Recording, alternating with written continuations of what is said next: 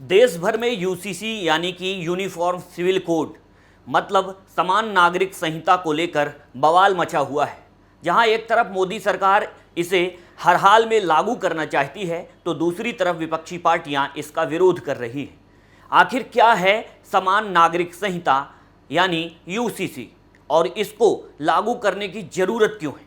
आज हम इसी के बारे में बात करेंगे, जिसके बारे में जानना आप सबके लिए भी बेहद ज़रूरी है। आप हमारे साथ इस वीडियो में अंत तक बने रहिए। नमस्कार, आपके साथ मैं हूं राजेश सोनी और आप देख रहे हैं A to Z with Rajesh.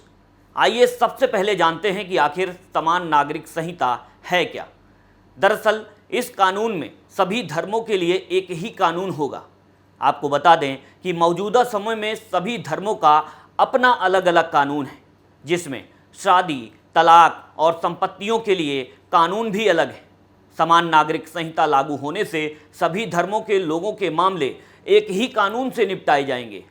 अगर हम आम बोलचाल की भाषा में कहें तो समान नागरिक संहिता का अर्थ शादी, तलाक, गोद लेने, उत्तराधिकार और संपत्ति का अधिकार से जुड़े कानूनों को व्यवस्थित करना है। दरअसल सुप्रीम कोर्ट के बार बार टिप्पणी करने के बाद मोदी सरकार देश में समान नागरिक संहिता लागू करना चाह रही है, लेकिन मुस्लिम संगठनों के साथ साथ कुछ विपक्षी पार्टियां इसका विरोध कर रही हैं। कौन क्या कह रहा है, हम इसे भी वीडियो में आगे दिखाएंगे। इससे पहले आपको ये जानना जरूरी है कि क्या सिर्फ भारत में ही इस कानून को लागू करने की वकालत की जा रही है या फिर दुनिया के दूसरे देशों में भी ये कानून लागू है। भारत जैसे विशाल देश में जिस समान नागरिक संहिता को लागू करने की बात चल रही है, वो इजराइल, जापान, फ्रांस और रूस जैसे देशों में पहले से ही समान नागरिक संहिता के साथ साथ कुछ मामलों के लिए आपराधिक कानून भी लागू है, जबकि यूरोपीय देशों और अमेरिका के पास एक धर्मनिरपेक्ष कानून है जो सभी धर्मों के सभी नागरिकों पर समान रूप से लागू होता है।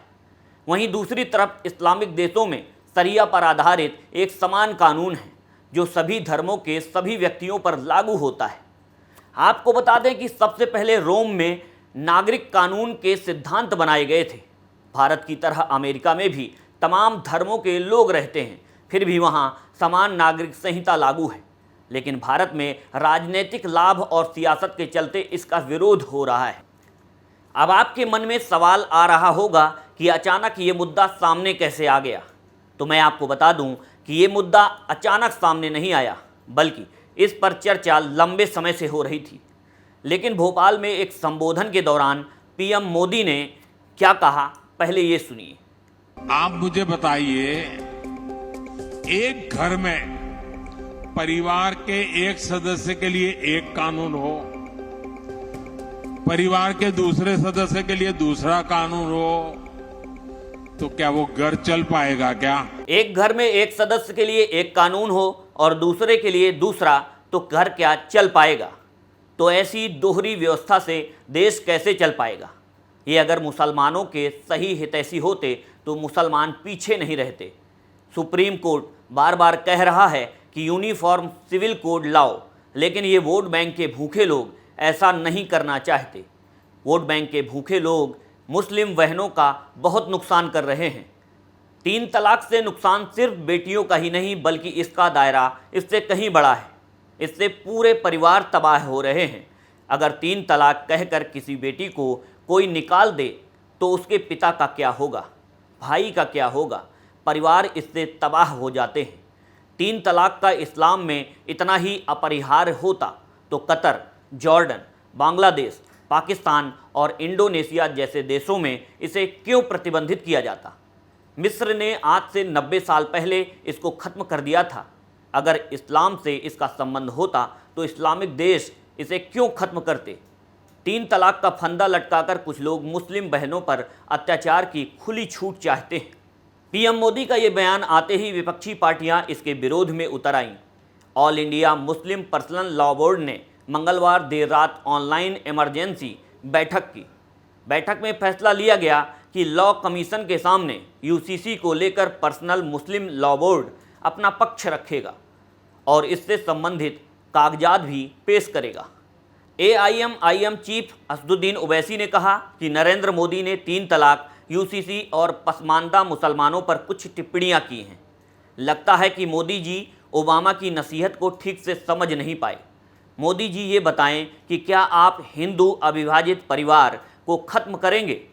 इसकी वजह से देश को हर साल 3064 करोड़ का नुकसान हो रहा है।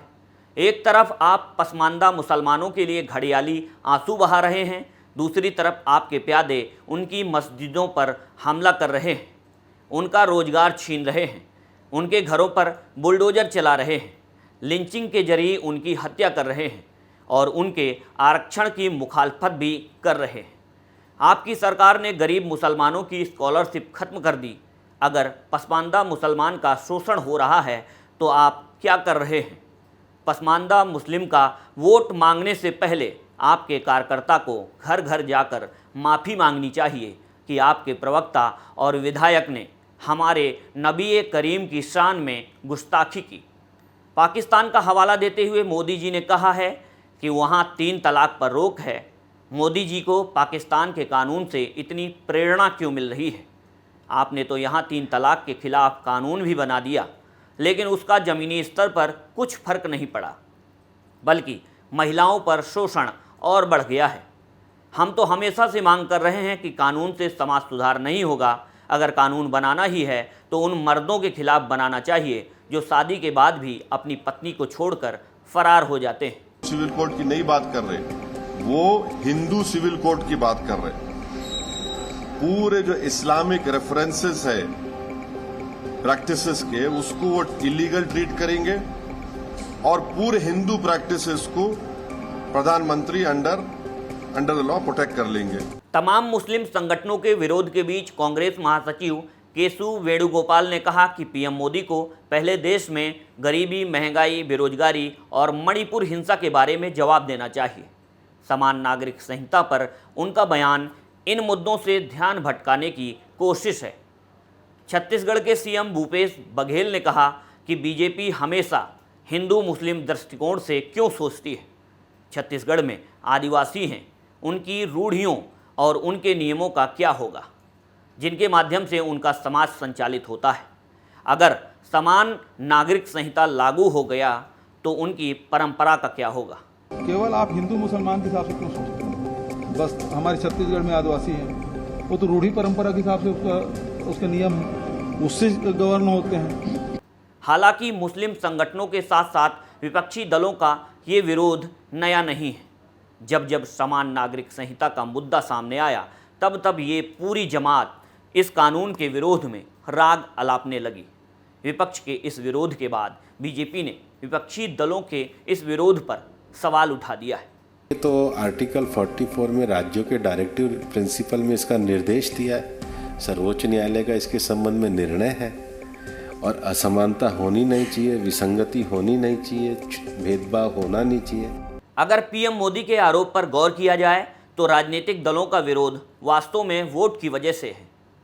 अगर ऐसा नहीं है तो राजनीतिक दलों को बताना चाहिए कि जब देश के सभी नागरिक एक हैं, एक देश के हैं, तो फिर सबके लिए अलग अलग कानून क्यों? यूनिफॉर्म सिविल कोड यानी समान नागरिक संहिता पर आपको हमारी ये जानकारी कैसी लगी, कमेंट करके ज़रूर बताएं। और अगर वीडियो पसंद आया हो तो लाइक करें, शेयर करें और चैनल को सब्सक्राइब करें। नमस्कार।